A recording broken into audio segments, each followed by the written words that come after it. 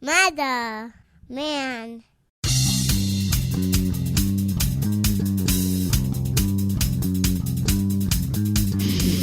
Spreading faster than a case of the clap in a trailer court. Able to shatter eardrums within a 666-mile radius.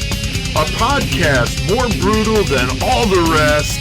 It's Murder Metal Mayhem!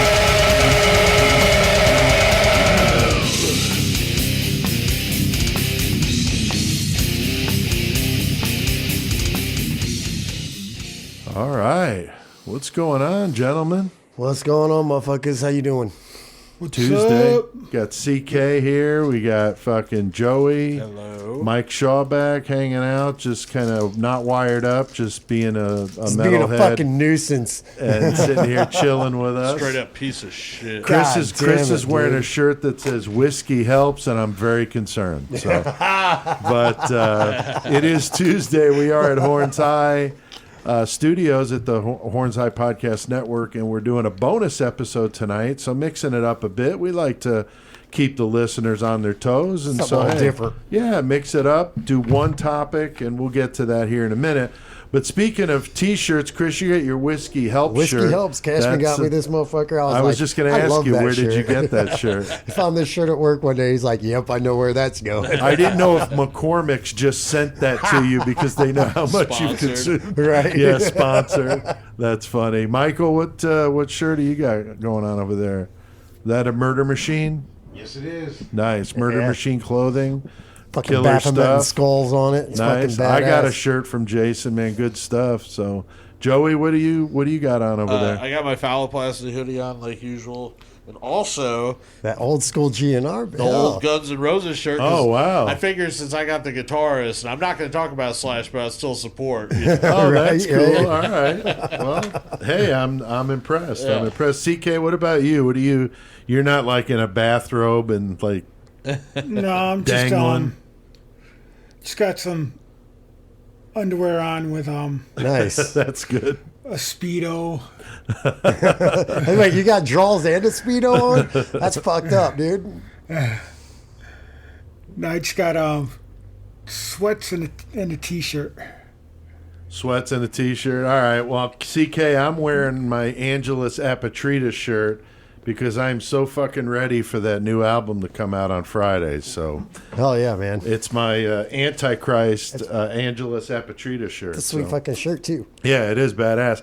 I didn't realize when I went to the dentist today to get a cleaning that on the back of this shirt it says "I am the Antichrist," and they had a problem with the X-ray machine in the room. Right. So I had to get up and go into the hallway, and they had like this thing that I walked up to, and they do it there.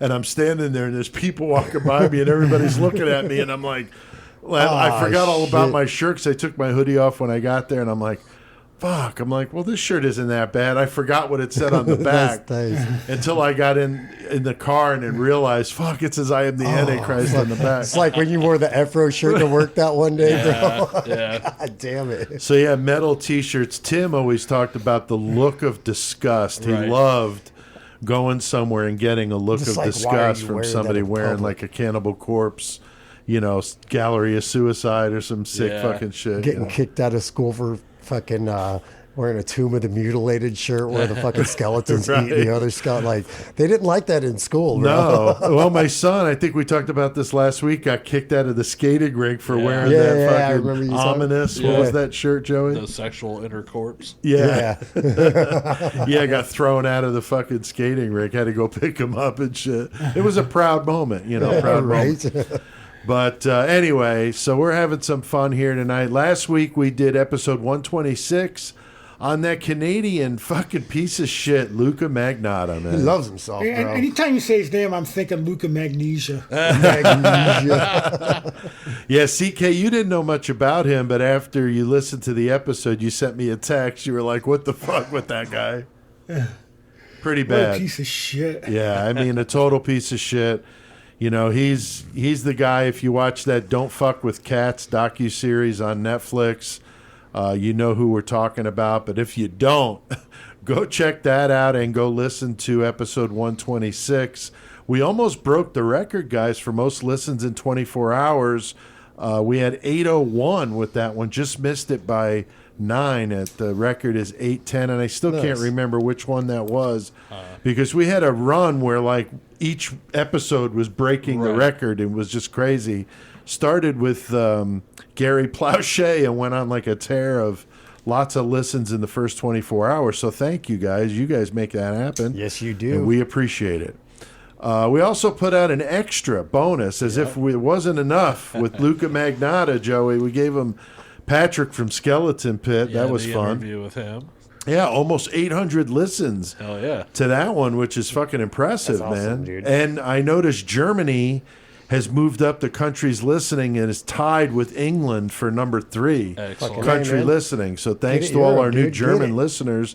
That is fucking awesome. And definitely thanks to Patrick from Skeleton Pit. Great interview, a lot of fun. Great band, really fun. You know, songs about drinking and just crazy shit. Ain't and they're nothing just wrong with really them, cool. Ain't nothing wrong with them songs. Those are my favorites. Yeah, so go check Patrick from Skeleton Grease. Pit out, that new album they got from 2020, Lust to Lynch. Fucking killer, man. Classic thrash album. Big time. Tonight, we're going to be doing a bonus episode on a single topic. And of course, we've done this before with, serial killers and true crime stuff. We did Jerome, Arizona like that, I think. All one topic. We But talked about the one. I think the first one I did like that was whenever I came in. We did what got us into metal. Remember Yeah.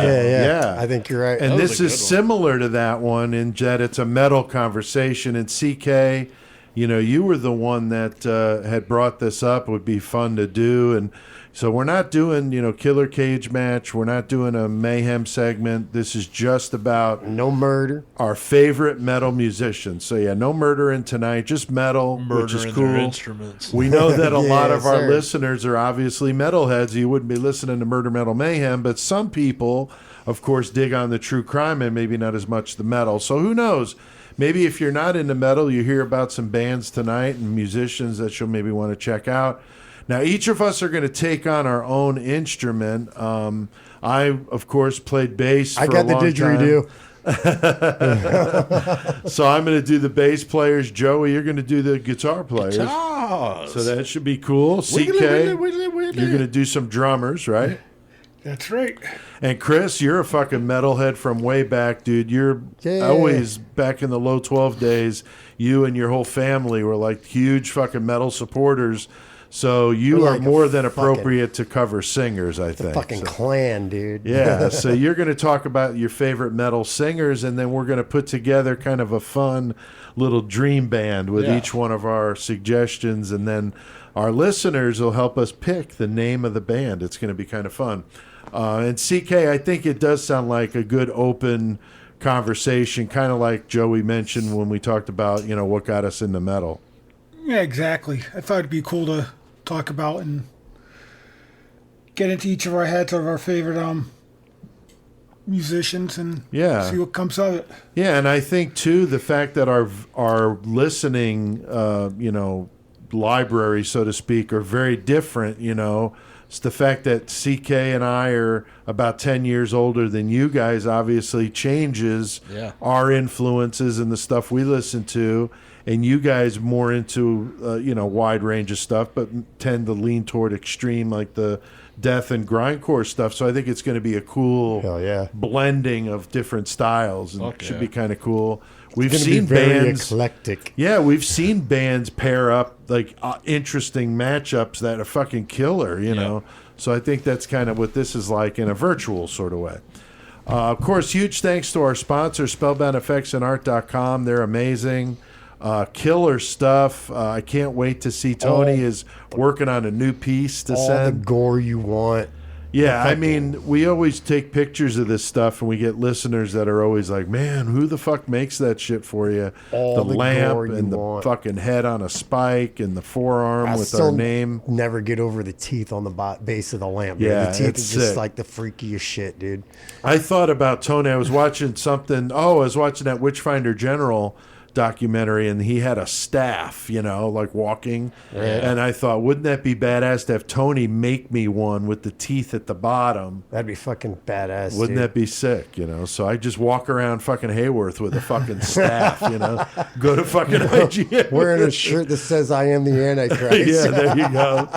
Yeah. So Tony's amazing. SpellboundFXandArt.com. Also, big thanks to Stuck Up Sticker Company from New Jersey.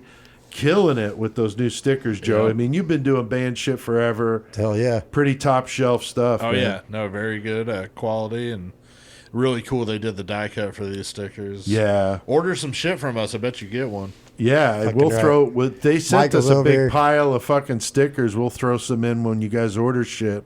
So check out the episode description. Get one of our new T-shirts we got coming. Hell yeah. But Stuck Up, rustuckup.com is how you get a hold of him. Ian, he's also got a Facebook, Instagram, Twitter. He's fucking all over it.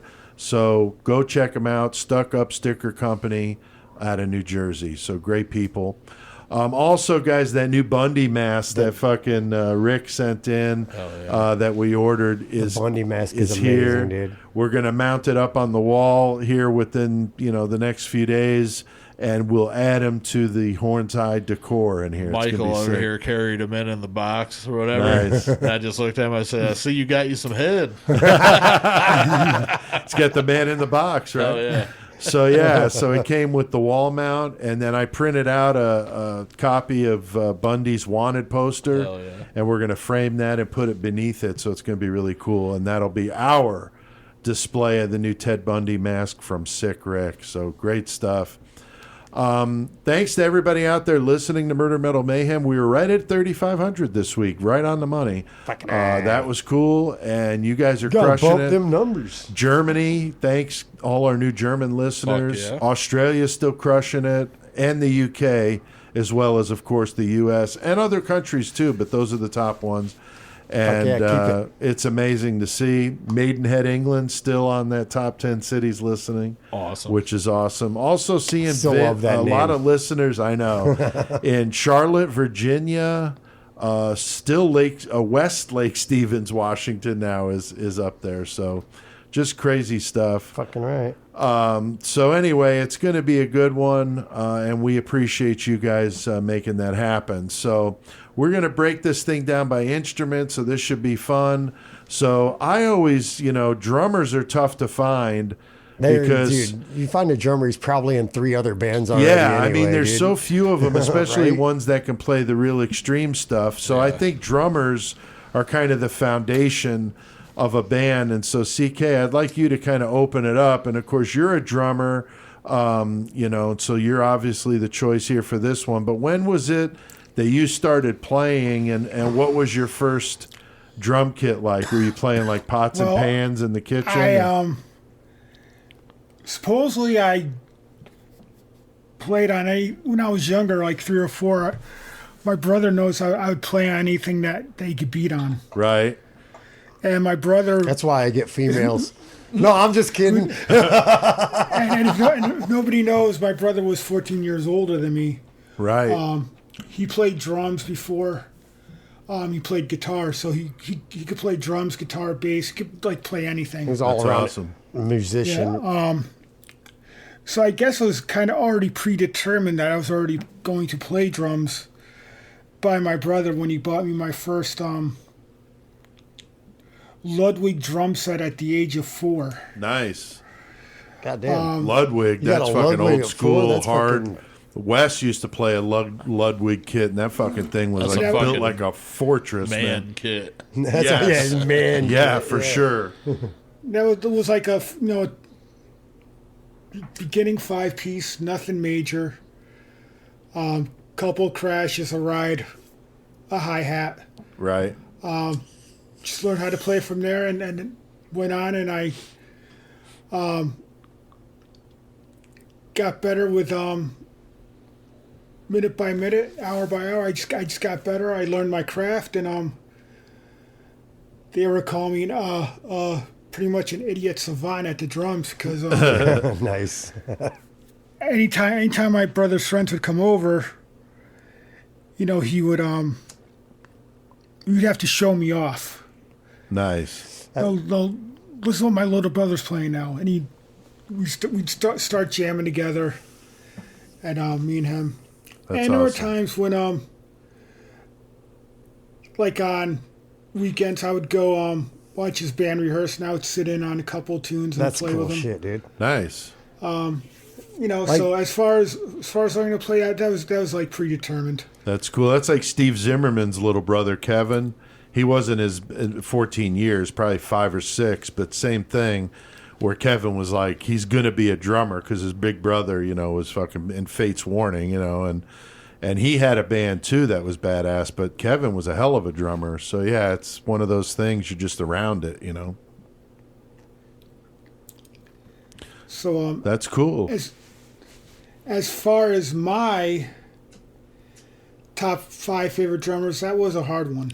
Oh yeah, this is a tough one. There's so many people that could be on a list. Yeah, I'm not even just Because- saying 5. I got a top 5, but there's going to be a couple more names. come out of my Honorable mouth. mention. That's all right. That's all There right. was I just trying You know to keep it honed no, down yeah, and for be here sure, all for night.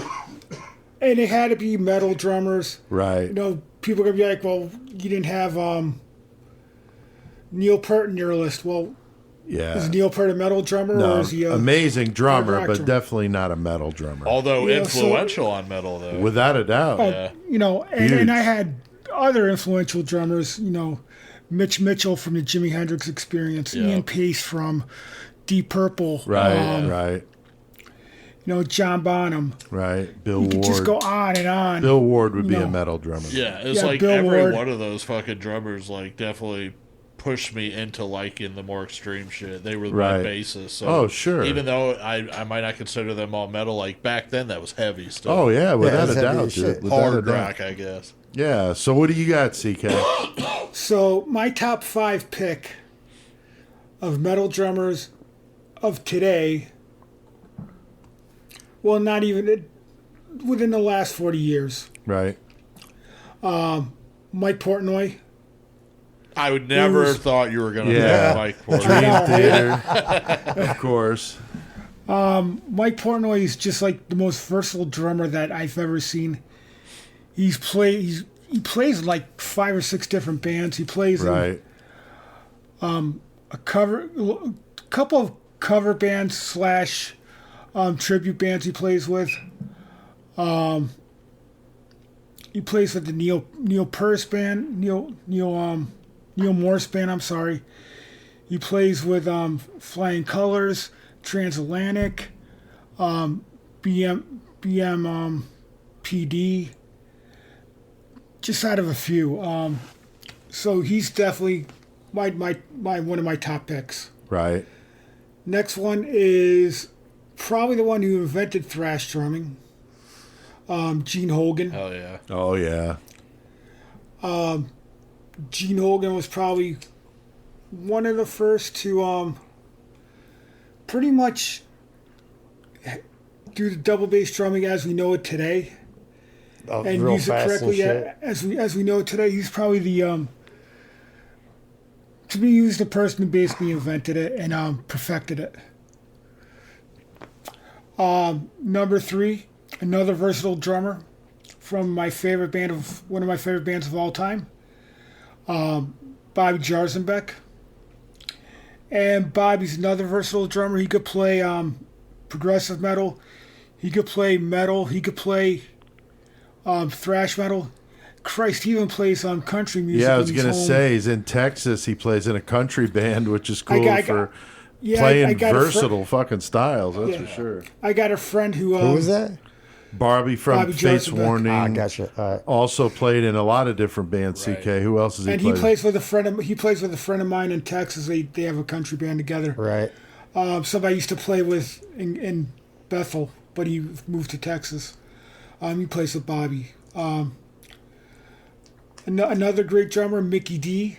Oh yeah, King Diamond, King Motorhead, Diamond, Motorhead. Now Scorpions, right? Scorpions. Yeah. And he could play whatever you need him to play. Progressive drummer, probably one of the first progressive drummers to in my opinion perfect the style along with Steve Zimmerman. And last but not least, probably the one who could play the hell out of a one bass drum, Nico McBrain. Oh yeah, Not Lars Ulrich. Nico from Iron Maiden, of course. Yeah. That guy could play the hell out of one bass drum and make it sound like two. Yeah. He's just he's one of the tightest drummers I ever heard live. He just comes up with the coolest shit on drums, Yeah. and that right now that's my list. Okay. yeah. Very cool. Well, at the end, we're each gonna give up our top one, and we're gonna put them in this band. So hang on to your list. CK, I'm gonna go next. The other half of the foundation of any good metal band is definitely the bass player. We take a lot of shit, us bass players. You're always getting blamed for stuff. It's like a roofer on a construction site. You know, the roofers get a bad deal. Bass players are kind of in that boat. But I used to sing and play bass. So anytime anybody'd fuck with a bass player joke, I'm like, fuck you, I'm a singer. You Right, know? I'm the vocalist, and a bass fuck player. you. And I play with my fingers, so fuck off. I play with my Anyway. ladies. I play with my fingers. I yeah. used to play bass and sing, of course, in Low 12. For those of you that don't know, we stopped playing in 2016. And I've got neuropathy pretty bad in my hands. I don't even know how well I could play anymore. But I started playing bass in 1984 when I was 17. A good buddy of mine was a guitar player. They were trying to put a band together but couldn't find a bass player. So Right. he was telling me, man, if you could just buy a bass, I could teach you how to play it, and you could literally play in any band you want because nobody plays bass. So I took my paper route money and I bought myself a Memphis natural wood grain bass and a 25-watt amp. I'm pretty Nice. positive that my first instrument was a Memphis. That's funny. wood-grain bass. Yeah, it's like a Fender No knockoff, shit. Yeah, you know. but it was decent. Though. Yeah, right. Fucking shit. Hey, it was what I could afford, Yeah. but it was funny because I bought this 25-watt bass amp to practice, and the guy that taught me how to play, that encouraged me to play, had a Dean Markley stack.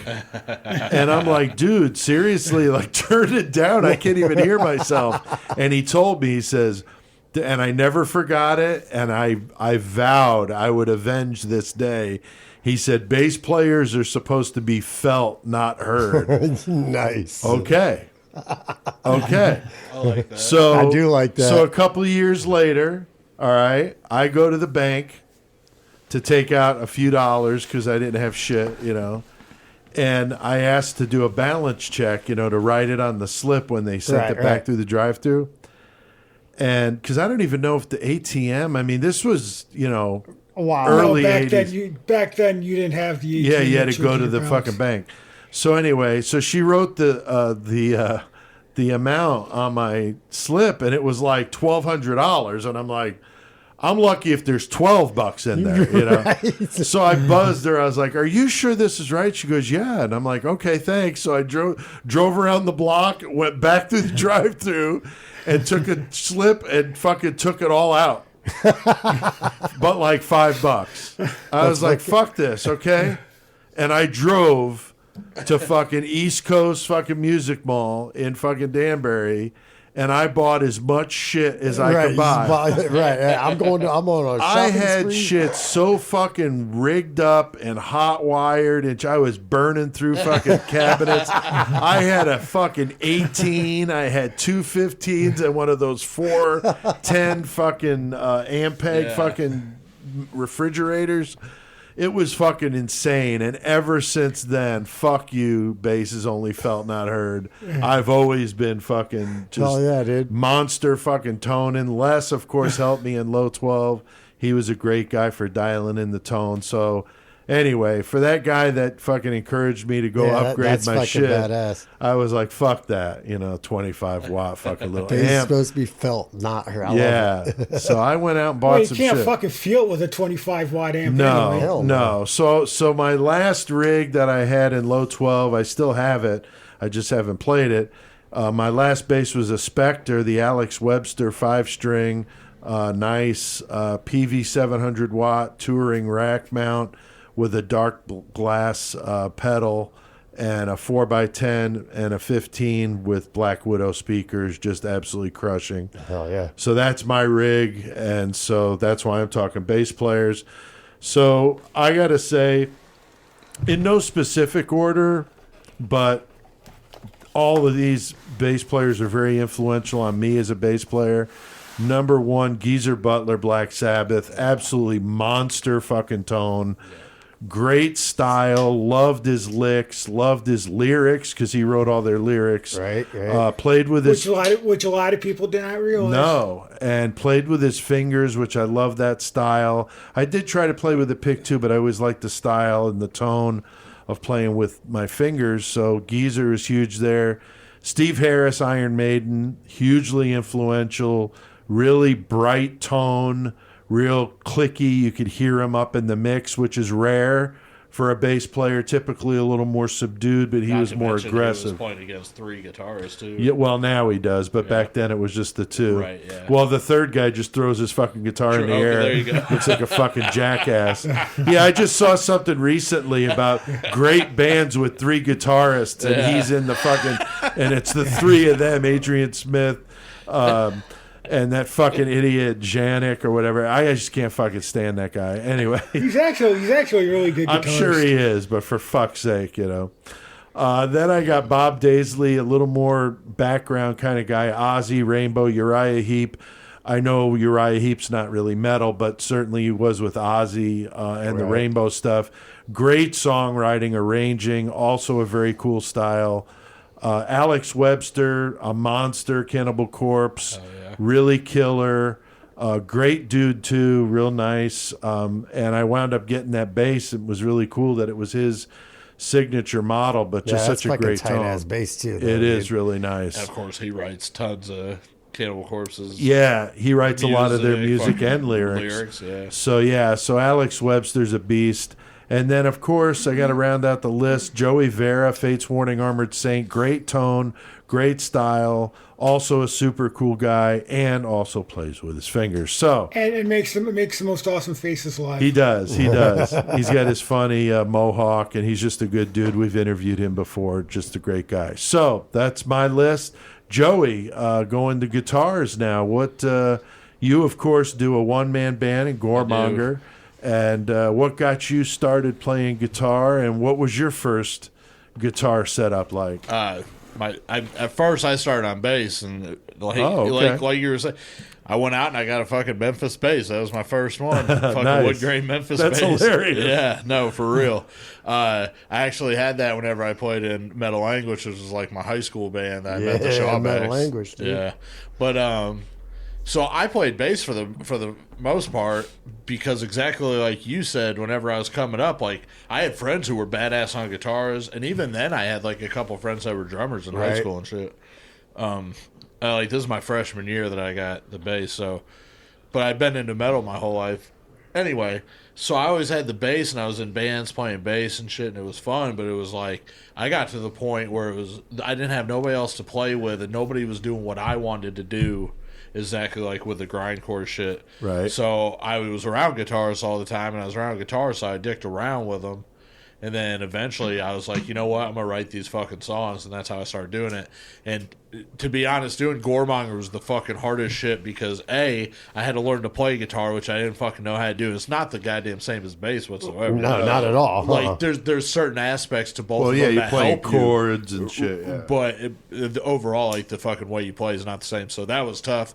And then, so I had to learn how to do that. I also had to learn to play the goddamn guitar standing up. That's like another aspect to it. Oh, yeah. You know what I'm saying? Like, okay, I can sit down and get through the song, but okay, now stand there. Right. It's different. It is. And then, third off, I had to learn then to fucking sing and play at the same time. Right. And, you know, you did the same thing Not with easy. 12. And it's just like, holy fuck, I don't sing to begin with, but I'm just trying Right. to do this project. Right. So anyway, so that's how I got into it. The first guitar I ever got, so I got the bass probably in like 94. And I didn't get my first guitar probably till fucking like 2004. 10 years later. 10 years. So fucking 10 years without fucking then I get a guitar. So I got a BC Rich Warlock and a fucking, I think it was like, Which was your classic, right. classic metal. Right, yeah, guitar. everybody had the exactly. Warlock, bro. Yeah, I got that and like a little crate practice amp first or whatever. And Yeah. then fucking, Something to jam with. yep. So then, and I haven't had that many guitars fucking after that, but worked my way up and Yeah. I'm a little happier that. But I still have that BC Rich though. Right. Like it's gutted. It needs. Nice. It would have to be fucking rewired completely, but I still have it. You're right. Classic, Yeah. like you said. I had a BC Rich too, one of the NJ series, the cheaper ones. Hell yeah. And it Yeah. wasn't a very good bass, but they just look so metal. Right. You know yeah. what I mean? You're like fuck. Yeah, it's just cool looking. I remember when I was in Decrepitaph, like fucking.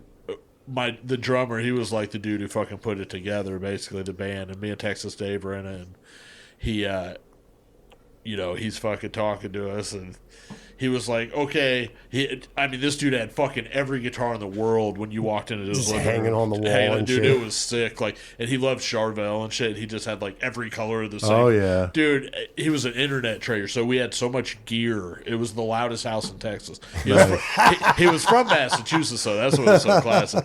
But anyway, but he would tell us, he was like, yeah, you could play, we would just play his shit when we went there for Decrepitaph. We wouldn't even bring instruments. Right. We just had ones that we set up ourselves that we liked there. And he'd be like, just make sure whichever ones you get, they have the most points on them because that's the weapons. It was all about the metal shit. Anyway.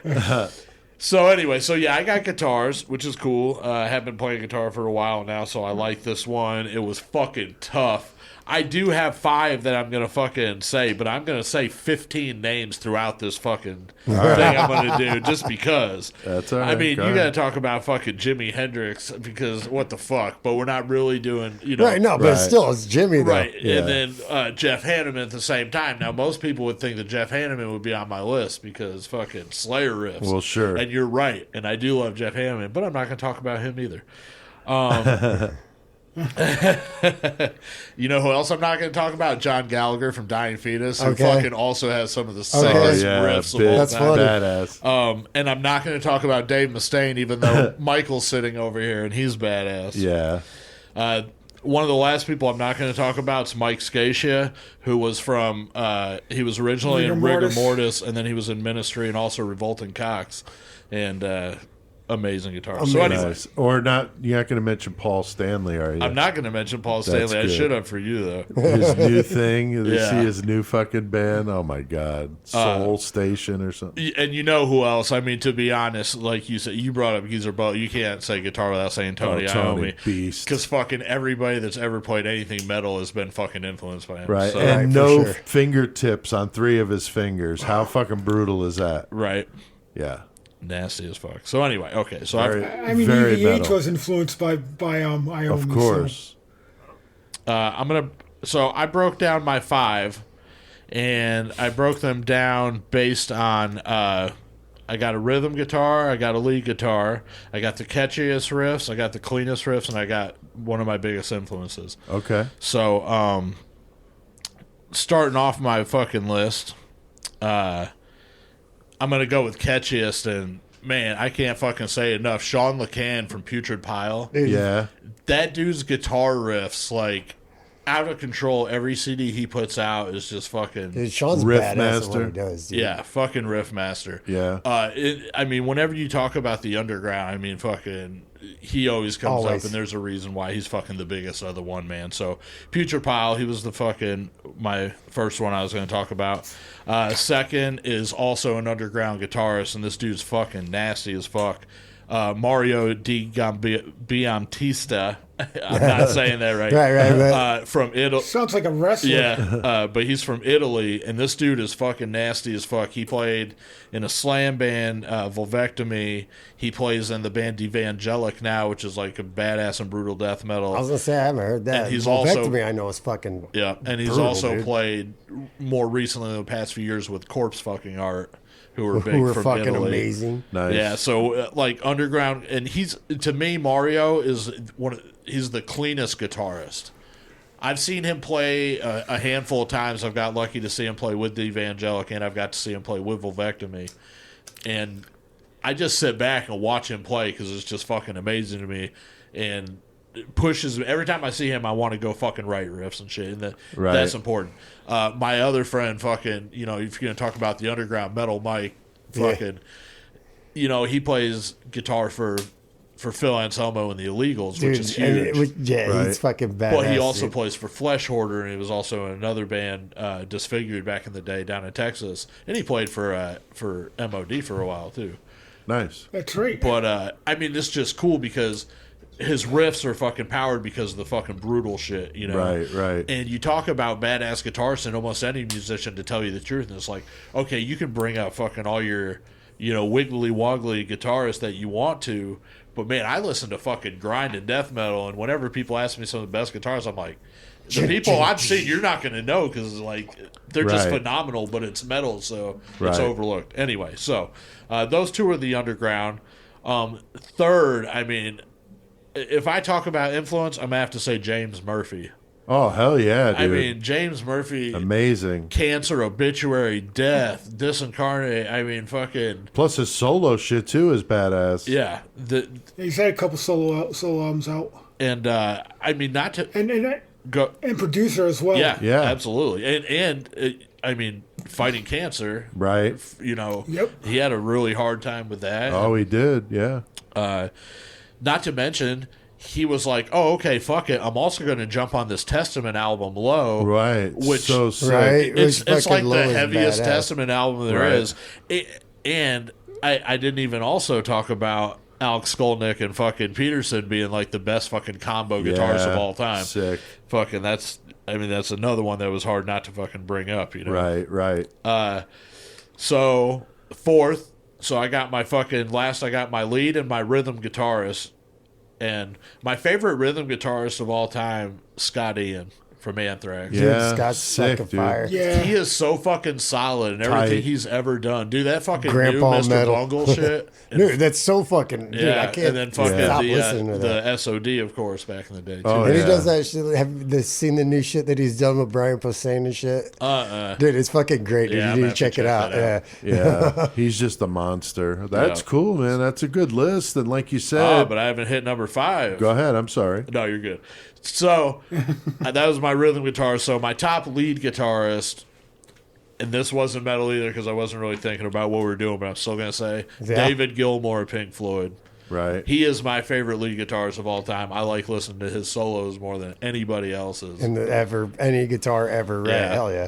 So Okay. that's my Fucking right, man. All right. Chris, like I said, you're not a Let's take a singer, break. but you're all about, metal, obviously. You know what good singers are, and you got your own taste. So Yeah, what can we what are retake your this? I'm gonna piss, dude. Oh, and you know what? And I For didn't real. say number 15 on my list was Texas Dave, and that's all I'm saying. Oh yeah, because he's fucking. The fastest guitarist. But for real though, I'm gonna take a piss. Can we start from the end of him and start back with me? Yeah, we could let's just take a quick breather here. Sorry, my bad, dude. That's all right. Pee break. All right, so we took a quick breather, and we're my bad. back. Had to A piss. little piss break here. So, Chris, you're going to talk about singers. So, what metal singers, if you were to name 5 that just, for whatever reason, we think they're most nothing in wicked or particular, whatever? like- Yeah. like I said, there's no order or whatever, but I like Mike Patton a lot, just because his range Yeah. of his different vocal styles with every project Very he does. unique. Very like unique. I fucking love the way, because he can get some kind of gutturals, but he's got the fucking melodic Yeah. tone shit too, and I fucking love the way he arranges it and everything. Yeah. So Mike Patton's badass, and then one of the people Joey didn't talk about, fucking John Gallagher. Yeah. Fucking anytime I hear John Gallagher, dude, fucking, it's Dying Fetus. Right. For me anyway, you just know John Gallagher's voice every time I hear it. Right. Like when Cashman first introduced me to Dying Fetus back in high school, I was like, that dude's got at that time the lowest, most guttural, the way it went with the music to me was fucking amazing. Right. So John Gallagher's on that list for sure. That's cool. And then a lot of, because the way he could hold a crowd, Phil Anselmo, the way he was with Pantera. I know Pantera started out as a glam band, whatever, blah, Right, blah. right. But those fucking Cowboys from Hell, fucking Vulgar Display, fucking after Reinventing the Steel wasn't so good, but Pantera felt something about Phil Anselmo. Like I said, the way he took the crowd and Right. he made them like, yes, fuck yeah, dude, you Yeah. know. Right, and then I like Phil Bozeman a lot too. I don't know if you guys like Whitechapel or not, but fucking, I've heard some of their stuff. he I does like a it. lot of some He's pretty like cool.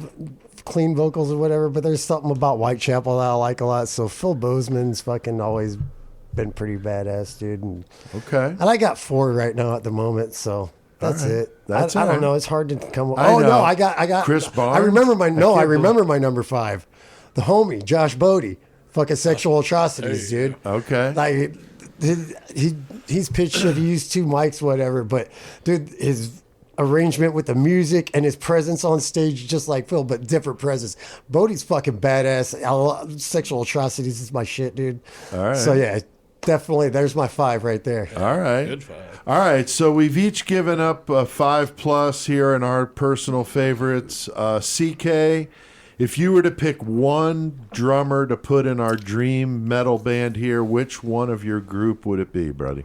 It would be Bobby Jarzenbeck. All right. So Bobby Jarzenbeck from Fate's Warning also played with Halford, right? And Juggernaut, Juggernaut. Sebastian yeah. Bach. That's right. Yeah, just a great drummer. among Really others. wicked as hell. Joey, you brought up a good point. I didn't think of this initially, the rhythm and lead instruments. I mean, I think there's definitely something for a 3-piece, but I think for our band being a little nasty, we're going to go with 2. All right. So why don't you give us 2 of your list for a lead player and then one Nice. That rhythm made player. it easier. Well, I'm obviously going to go with Scott Ian as the rhythm because I already said that he's Right, the best. for sure. Right. And I'm going to go with James Murphy for the lead guitar. Oh, fuck yeah, dude. That's a good one. That's a good one. Fucking A, man. Chris, what about you, man? Singers? Man, I think I got to go with Bodie. Bodie? Like for real, dude. Like, All right. come on, Hell man. yeah. How can you not, dude? All right. Well, that's fine. That's fine. And then mine's going to be Alex Webster, Cannibal Corpse. Nice. So we've got a hell of a band there. Pretty wicked lineup, a little Yeah. diversity, which is good. Now, we had our listeners pick our band name, so I thought this would be fun. And what I did was I came up with 3 lists of words, 10 in each, and asked the listeners to pick 3 numbers. And Chris, we got a few listeners that contributed, and then I took the numbers they gave us and came up with a name. So one from each of the lists based on the 3 numbers they gave us. So who was the first one, Chris? Man, I'm behind. see that? Yeah, we got Rebecca? Rebecca Boomsock. We got Morbid Demon. Oh wait, Yeah, she came up with just happened? 235. So 235. Morbid, So would be number Demon 2. Destroyer. Okay, and then we got Tim Lawrence, who had He had the obvious 666 one. I was waiting for somebody Disgusting to Killer pick. Crusher. Okay, Yeah. nice. All Yeah. right.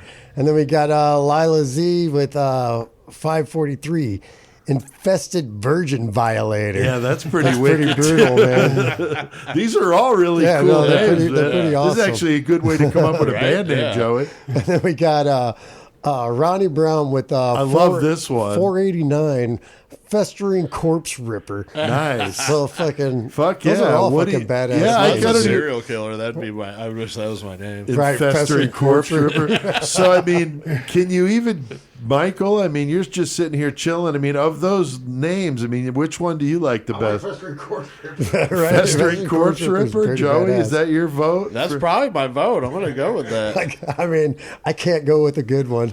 Yeah. I gotta go. I mean, no, I can't not go with the good They're one. That's all perfect. really good. That's what's That so Festering great. Corpse Ripper's But badass. Festering Corpse Ripper has a nice kind of ring to I it. do you like know? it.